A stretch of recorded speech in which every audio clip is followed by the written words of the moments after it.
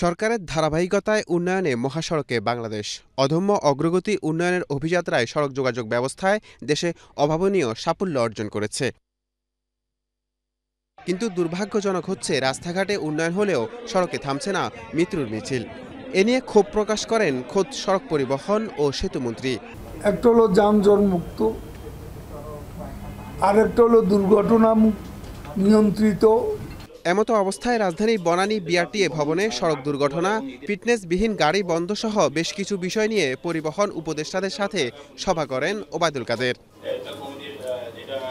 এ সময় তিনি সড়ক দুর্ঘটনায় ইজিবাইককে দায়ী করে তা ঠেকাতে আজ থেকেই ব্যাটারি চালিত অটোরিকশা অপসারণের নির্দেশ দেন। এটা সারা বাংলাদেশে এভাবে নো হেলমেট নো ফিউল এই নীতি কার্যকরের ব্যবস্থা আমরা যদি নিতে পারি তাহলে এখানে একটা সুফল আসবে। ইদানিং হাইওয়েতে মোটরসাইকেল নতুন উপদ্রব। সেতুমন্ত্রী আরো বলেন, সড়কে শৃঙ্খলা ও সৌন্দর্য ফেরাতে শীঘ্রই ফিটনেসবিহীন গাড়ি নিষ্পত্তি করা হবে। দৃষ্টি নন্দন করা আমাদের মূল উদ্দেশ্য। আমাদের মূল উদ্দেশ্য ফিটনেস থাকতে হবে আগে, তারপর দৃষ্টিনন্দন। এখানে